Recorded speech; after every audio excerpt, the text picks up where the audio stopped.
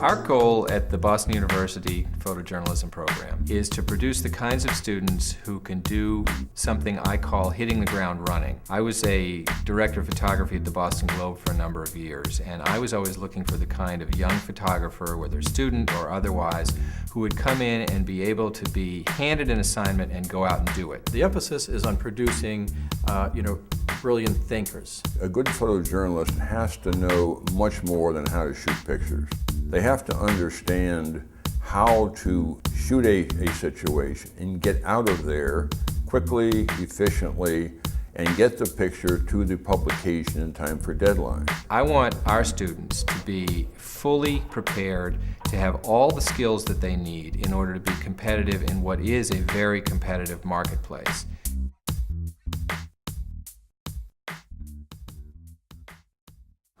So in this case, this is more of an introductory package. You're just saying, okay, this is the kind of thing I shoot, this is who I am, that's fine. I think one of the great advantages we have is that we have people who are professional photographers and editors and have been for a long time. These people talk about, I went out, I did this is how I screwed up. People learn from that. They take away real object lessons in life and in photography so that they can really improve. And when they come out of this program, they really have something to give back.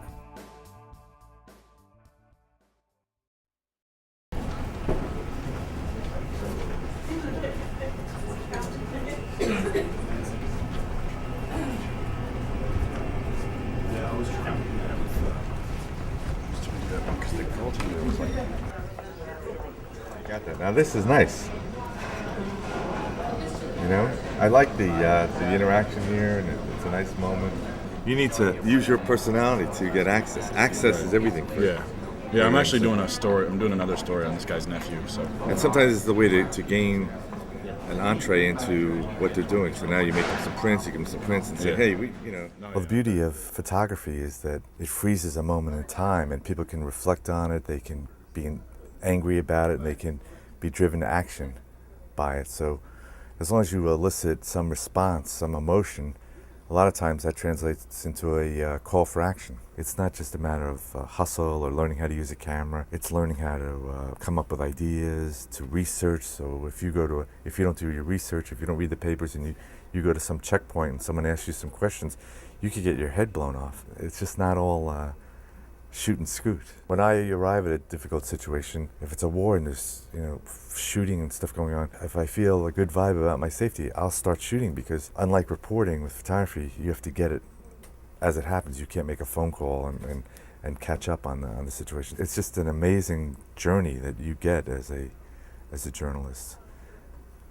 Tears and laughter and everything in between. Ready? Okay.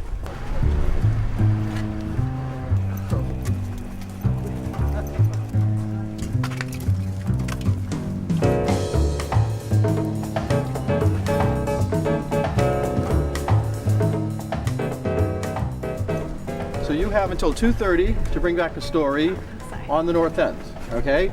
Now, you can decide how you want to approach it. This is totally up to you.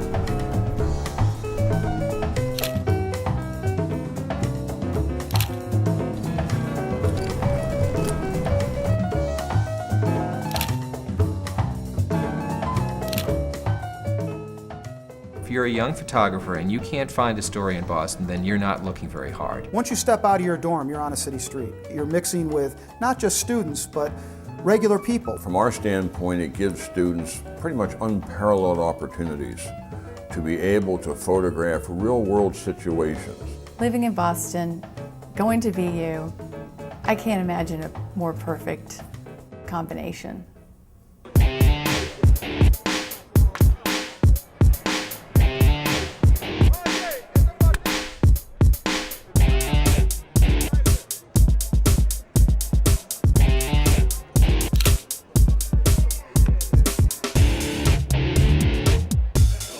I remember my first week starting here. I was really impressed at how much I already knew about everything that I had to do. It was just a matter of adjusting to how the Red Sox did it. I knew how to deal with deadline situations, turning product around quickly. Everything that I've been asked to do here, I have already done in some way, shape, or form at BU.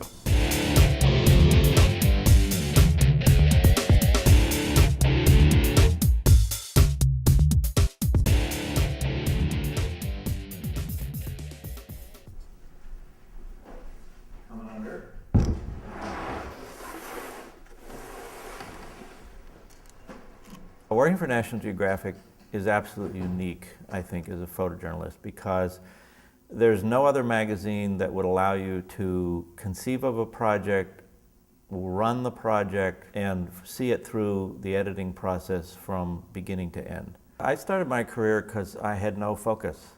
I stumbled across journalism when I was at Boston University, discovered that I was a pretty good photographer, and it allowed me to discover a new subject every day and really become consumed by it, and then move on to another subject and start the process all over again.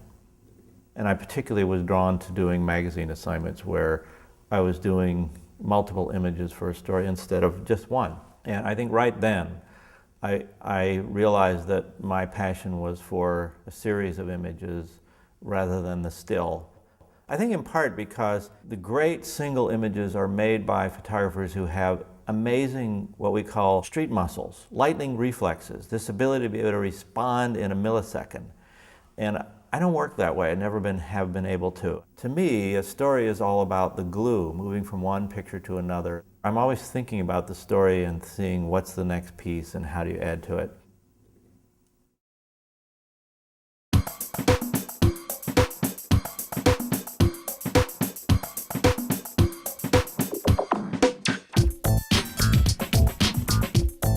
The whole notion of being a photojournalist now has changed. Traditionally, visual journalists have been limited by the printed page. Now we're looking at a whole new era. We're looking at multimedia productions all put together in interesting packages that will be that much more powerful. We don't want to be following trends, we want to be setting trends.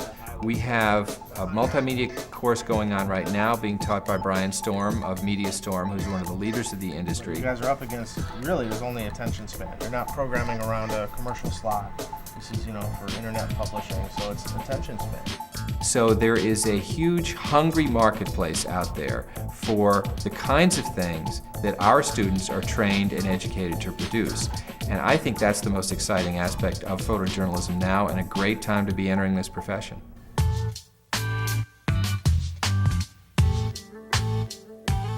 I like the fact that there is the hardcore side of it because it keeps it more underground instead of going so commercial and so watered down like everything these days, So even graffiti's gotten watered down a little bit too, but because there are those hardcore guys, because there are those stuff in the game, because public property is getting destroyed, it still keeps those Joe Schmo people hating on it, and that kind of gives it more of a raw attitude because it's not really there to please everybody.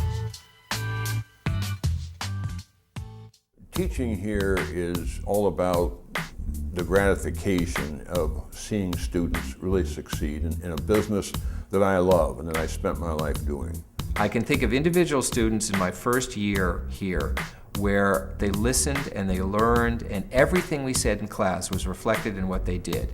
And by the time they left, they were doing professional quality work, they're getting jobs, they're winning awards, and I couldn't be prouder of them, and I get a tremendous thrill out of seeing these students realize their dream. And you meet so many different people, and it's just it's just like a nice experience. It's feels much more real world than the rest of college. When you surround yourself with other photographers, you sort of get that little bit of competitive edge. You're in a tight group of other like-minded individuals who kind of motivate you. I think that's one of the biggest advantages of coming through a program like this. It's pretty good because usually when you go up to people and you just explain that you're from Boston University, you're a student, you're doing this for a class, they're like, oh, that's great, can I have a picture? You don't leave these classrooms without knowing what the law of photography is, what rights are, what other people's rights are, and what ethics revolve around them. And you get a real sense of fair play, of how to be objective, how to approach a story. So whether it's as simple as recording your own life or going on to become a world-famous photojournalist, we give you the basis by which to do that.